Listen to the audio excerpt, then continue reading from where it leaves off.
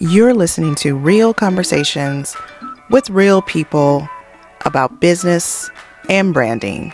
This is The Sheba Show on the Creative AF Divine Flow. In this episode of The Sheba Show, I sit down and chat with none other than WIlfred Hamilton, who is the host of We Hate You Internet podcast. Such an interesting show and such an interesting man.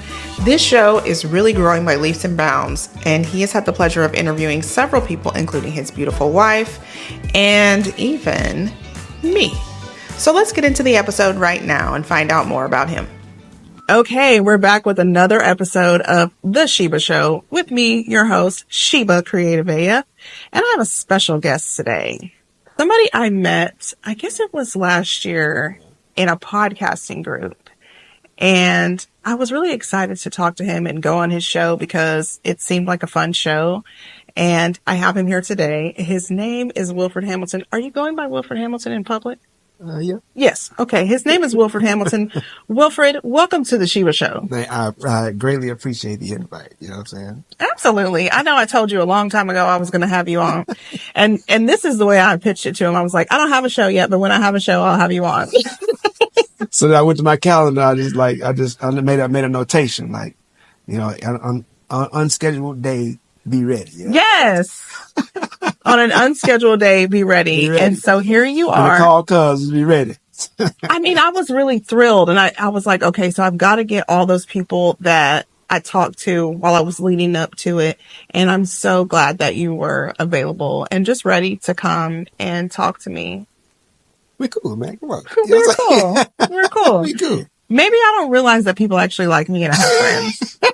Maybe that's something that I'm struggling with, but I really appreciate it. So why don't you tell us a little bit about you, your background, your media background, whatever you want to share, and kind of how you got to this point with your show. Okay. So, WIlfred Hamilton, obviously, I'm born and raised here in Houston, Texas. I've been here my whole life.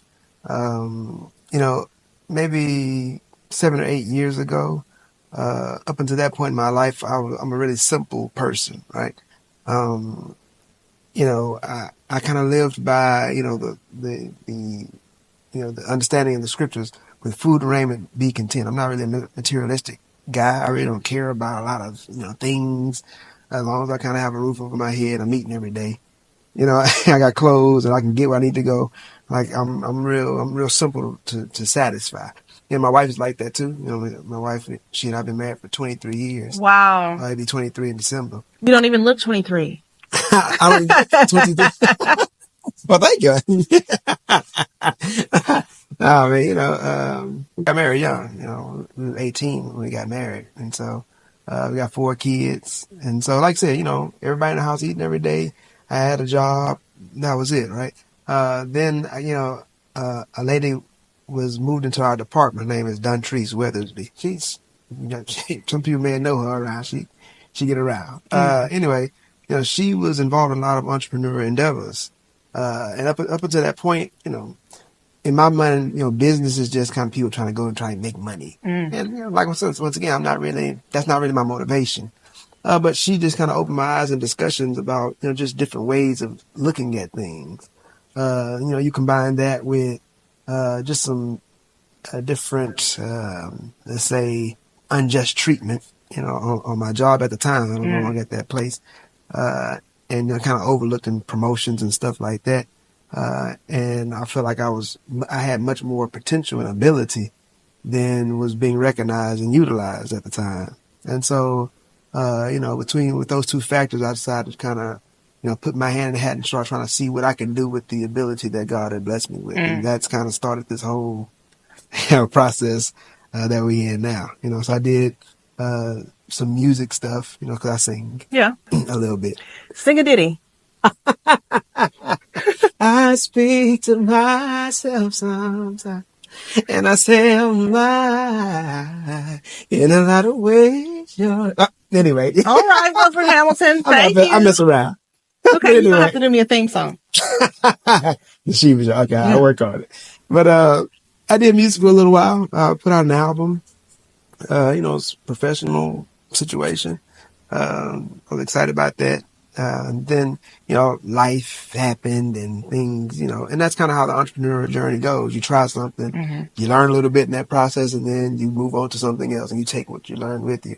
I did some marketing stuff and some branding stuff. My wife is really savvy with, design and web design and stuff like that.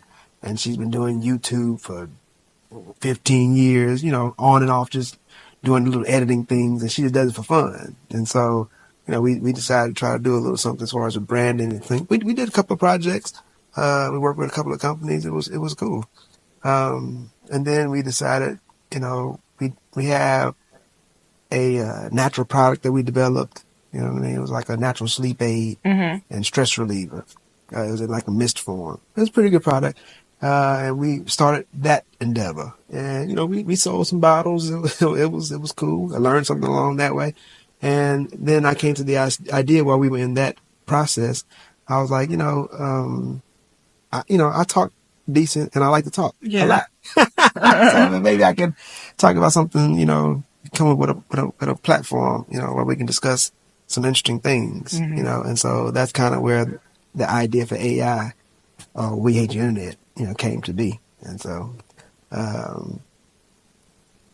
kind of looked at, the way that our world functions and how technology has taken us so far away from our natural design and how the effects that it's had on us. And these are most things people don't consider as they live in their day-to-day lives. And so that's kind of what the We Hate Your Internet platform is built on, just bring awareness to those things so people can minimize the effects. Okay, so what is it about humans and their obsession with progression of technology or AI that really irritates you the most? Because I know there's got to be something about watching us every day go, I love the internet, I love where it's taking me, that you just want to just blow the top off. So, like, is there one thing that sets you off about it? It's funny, you say that, like, I love the internet, but I hear the opposite. I hear people's frustration with the internet, and not necessarily the internet itself, but really it's like social media. Yeah. Social media is powered by the internet. That's what makes social media possible, is the connection, the network of the internet. And so, I think people utilize social media because it's the thing to do. And it's addictive. It's designed to be addictive. So people log on to their apps, and they go through the turmoil that they go through while they're being entertained. The word entertain, the true definition of the word entertainment is just a distraction. That's what the word means. And so when you talk about something being entertaining, it's just something that is taking your attention or occupying your attention. That's what the true definition of the word. And so, people go on social media to be entertained, to be distracted. And the effect that it has on people's psychology and their mentality is the one thing that you say it irks me the most, because it causes people to have a false sense of reality in a lot of ways.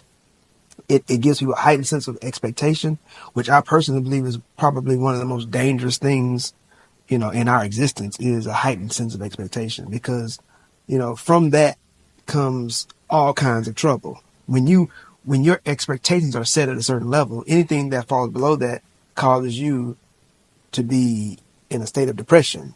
You know what I mean? It causes you to be sad, which causes you to be ungrateful, which really just, it lowers everything in your existence, your productivity, your sense of like calm and peace, your ability to just have joy. You know what I'm saying? Like when your expectations aren't met, like everything fails. You know what I'm saying? And I think that social media is a large, influence in people, setting unrealistic expectations. And that's the reason why you have this massive hike in like mental health issues. Yeah. It's because people are looking at life through the lens of others, and an exaggerated lens at that. You know what I mean? And so you can't just be happy about small, simple things that you have. And especially here in America, we have so much. Yeah. You know what I mean? But you're always focused on the things you don't have. You don't have. It's that bothers. It didn't really make me angry. It honestly just makes me sad. Yeah. Yeah, because I mean, that's a real thing. Yeah. That was one of the problems I had like prior to being this person or this version of myself, was that I was so dissatisfied because I wanted more money. I wanted more of this. I wanted all these things, but like I have so much, you know, and when you say that we have so much, like there are people every day who complain and feel like they have nothing. Yeah.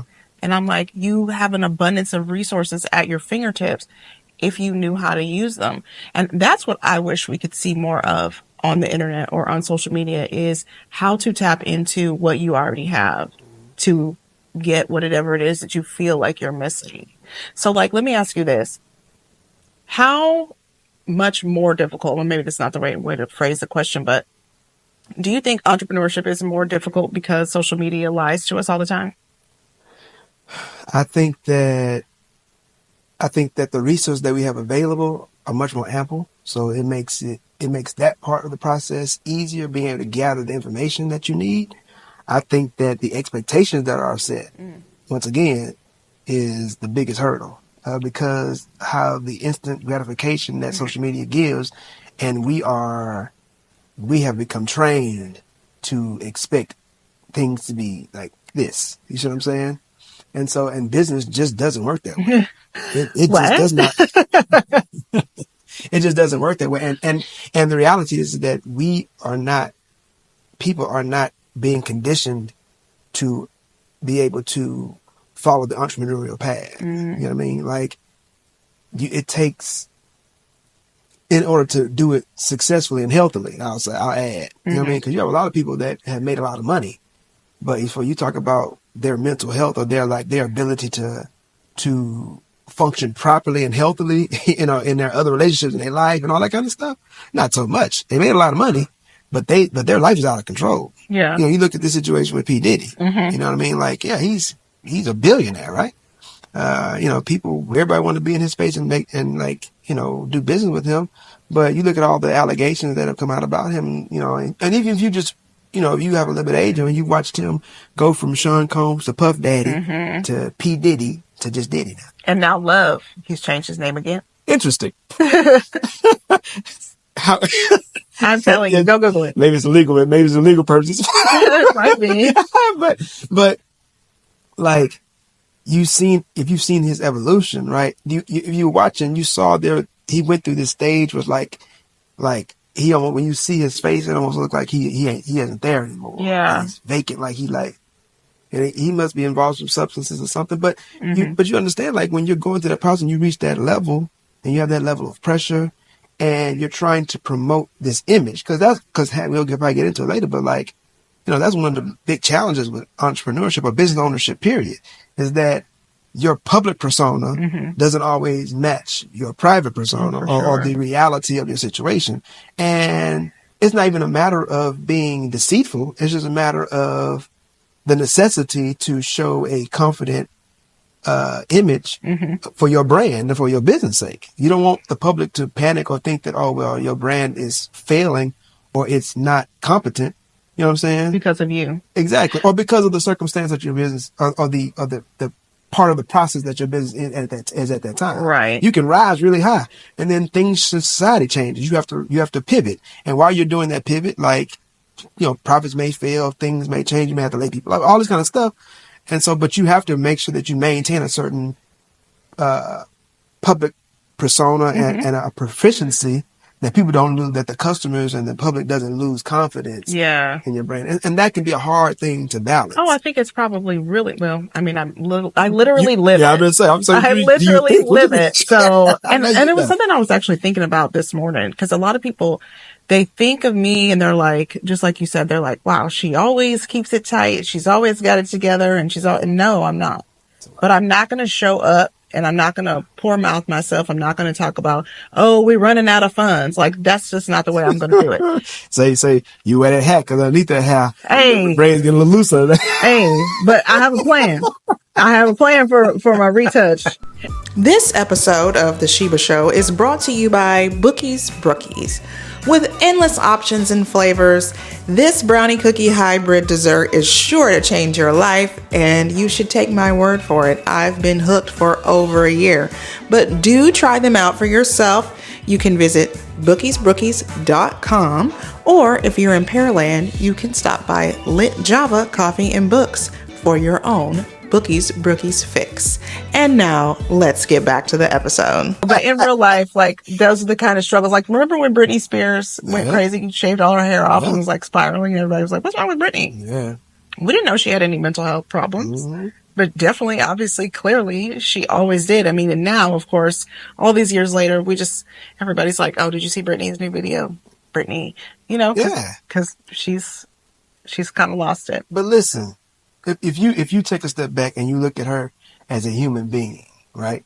Like this, from a young child, you know what I'm saying? She's been in the spotlight, Disney, Disney Club and Mickey Mouse Club.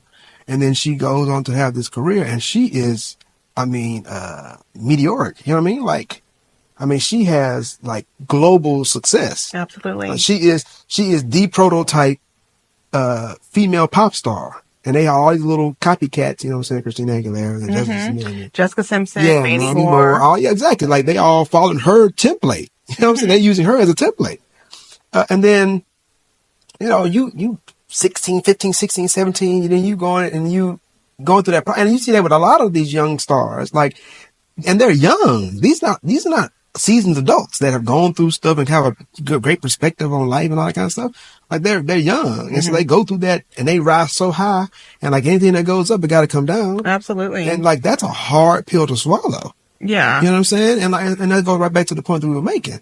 Like, your public persona, it's hard to try to balance that with your pride. Like, you're a real human being. You got real problems. Like, some stuff your money can't fix. And you have PR people. You understand? Yeah. They're going to tell you, hey, listen, when you go out in public, wipe your face, wipe your nose. Yeah. And put Don't some powder be on your sniffing. face. Yeah. And like, get out there and smile and make sure that people know that you okay. And you may not be okay. Yeah.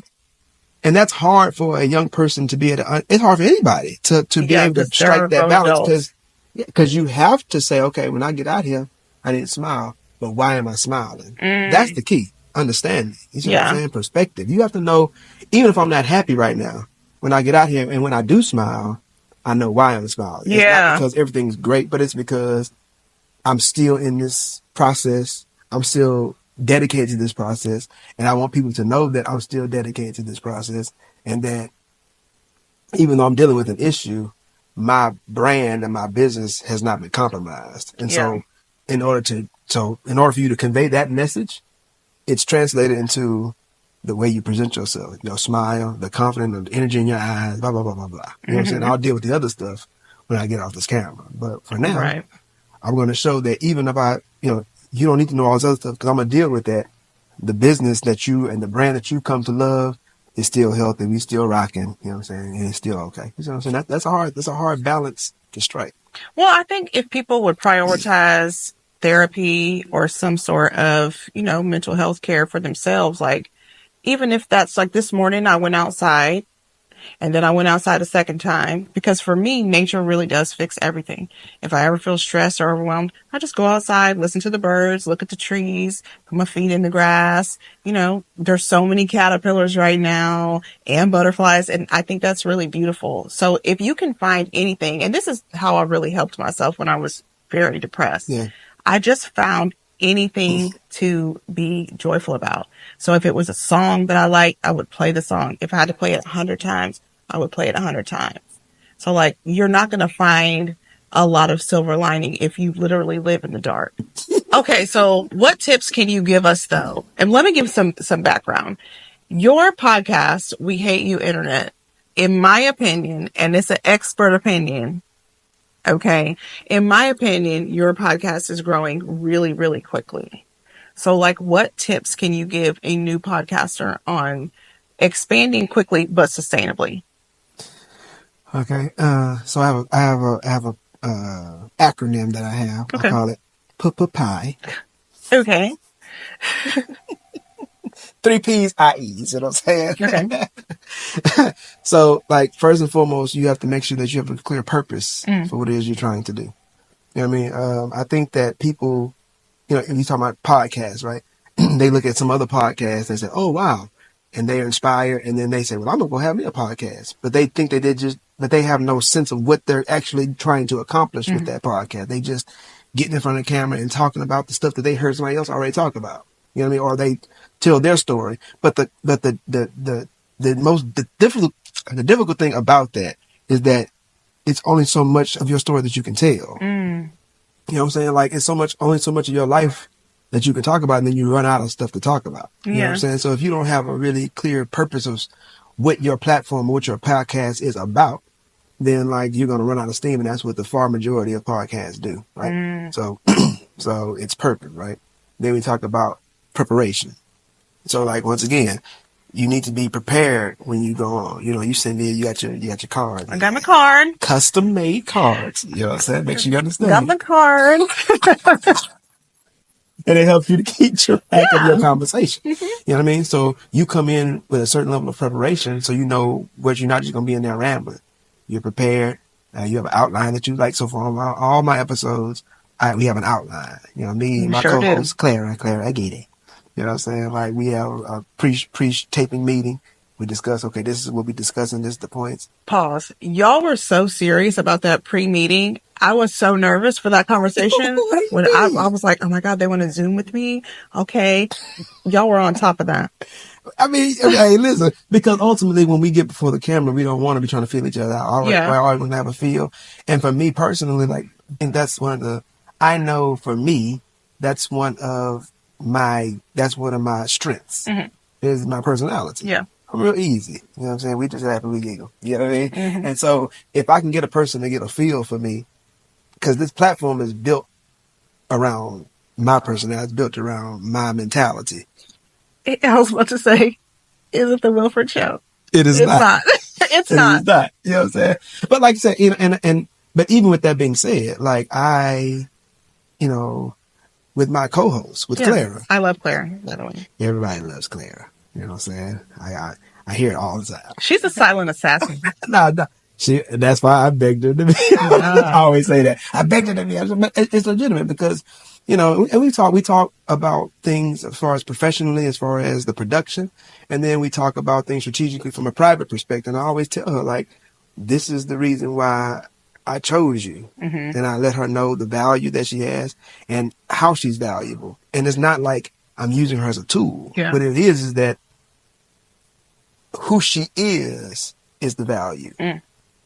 And I just want her to always make sure that and I tell her all the time, she was here, she'd be like, yes. Like, I tell her all the time, like, if you ever get lost and you ever kind of feel, I don't know what to do, just be Clara. Because that's where your value is. Just be you. Yeah. You know what I mean? And so, but then with that being said, like, that's who I am. You know what I mean? Like, I'm just me. And I put things in place and make sure everything's trying to organize and make sense. And so when I bring Clara in, she makes sense. Yeah. You see what I'm saying? When I invite people on the show, they make sense to what we're trying to do. You know what I mean? And then when we have our Zoom meetings, when they get a chance to, you know, you come on and you think, okay, we're having this professional thing, we laugh and giggle a little bit and be like, okay, I'm cool, I'm ready. So when you come on the show, like I told you, just be Sheba. Yeah. You know what I mean? Like, you ain't got to present or be, just be Sheba. Because I chose you because you fit what we're doing. Yeah. You know what I mean? So anyway, purpose, preparation, right? Third P, precision. Okay. Like, you want to be precise about the information that you're discussing. So once you make preparation, you want to make sure that you are, you hit your points and you're precise about what it is that you want to say. You know what I mean? It's better. People get on podcasts and they talk for an hour and a half, 2 hours, just be rambling because they're trying to fill in time because they think that podcast is supposed to be an hour and a half. So you just go there and ramble about, yeah, so then my dog said, you know what I'm saying? Like, just be struggling to reach of anything. You know what I mean? It'd be better to have a 20-minute podcast and make sure you just really say your points, you know what I mean, precisely. Yeah. Because which brings you to the next point, right? Investment. You have to be willing to invest in whatever it is you're trying to do at whatever level that you can, but you need to invest into. You can't just assume that, okay, it's just going to go out there and it's going to find all these people. Like, if you do that, you're going to get lost in the sea. You know what I mean? So you want to invest in whatever it is that you're doing. If you believe that it's good enough, if you believe it has quality, you know what I mean, then you should invest in it. And so if you're putting advertising together or anything of that nature, you want to make sure that your message is precise so that when people hear it, they understand exactly what you're saying. You know what I'm saying? And then it can resonate. The point that you're trying to make, you don't get lost. It's just kind of a whole bunch of ramble and random things. It's a precise point that you're trying to make. And then it also helps when you're trying to deal with targeting, so you know what I'm saying and who that would resonate with. You know what I mean? So, and then the last thing is just engagement. Okay. The E. PPIE. It's a pie. Pie. You want to be engaged. You know what I mean? Like, you don't want to go on social media if you're going to use social media. And this is a bit of a challenge, right? Okay. You know what I'm saying? Because you don't want to get lost in searching for likes and comments and like always looking and you know, back and forth, always in there, because it'll mess up your mental. Yeah. But you do want to make sure that you're engaging, you know, other people. So that means going, you know, following similar posts or posts that are similar to the people that you would target for your audience, and go in and make sure that you're communicating with people. You know what I mean? Like, I go in and I try to leave, you know, 20 comments a day, just random posts, and I see somebody I like, you know, I try to like 50 comments, and just stuff that I think is interesting. Because what's going to happen is they're going to see somebody, cause it's the same concept for you. You on social media, you put the video out there. When you go log in, you're trying to see who has interacted with my content. You see somebody, oh, he liked it. Who is this person? You go and look at I'm them. gonna go look and see who that person is, right? So it's the same concept. When I click like and they see "We Hate You Internet," like, first thing they're gonna see is the name. "We Hate You Internet." They're gonna look and see what "We Hate You Internet" is. Yeah. So the more that I engage, the more it's gonna bring traffic to my account, right? The more I comment, people gonna say, "Oh, this person replied to me. A real person spoke to me." I just hit them like, "My bad." Oh, you good. You know, we talk about stay human. Hashtag stay human. Yeah. You can make mistakes sometimes as a human being. Can you talk to me a little bit about that? I don't know. Are you finished with your I wasn't, E? but I can't. Okay, go ahead. Finish. I'm gonna drop boom, boom, boom. Then we're gonna move on. Talk about precision, right? You need to be engaged. Okay. Okay, go. Are you for real? I'm sorry. No, but I didn't want to miss that. Yeah, DMs, comments. You want to make sure that you don't just be on social media for yourself. Like, I just put my content, I'm waiting for everybody to come and reach to me. You gotta go out and touch other people too. Yeah. And look at their content and comment saying, "I really appreciated this, what you did. This comment was really good. Like, I really like the point you just made." You know what I mean? Oh, that was really funny. Like, you interact with the people and make that a daily thing. That's your job. The part of your process is to go out, and the more you do it, the more time you have to do it, the better. If you say, "I got an hour, I'm just going to be purposeful on my social media time." Yeah. You know what I mean? Not just on there watching videos all day. Yeah. Like, go on and like the stuff that it relates to your content, go on, like people's comments, reply to people's comments, reply to the poster. You know what I'm saying? Send the person, if I want somebody on my show, I'm going to go and engage their content. I'm going to get to the point. Then I'll send you a DM. "Hey, listen." Yeah. You know what I'm saying? Because they're going to see it. They may not already respond, but they see it. Yeah. And so, anyway. Yeah. So 2 things.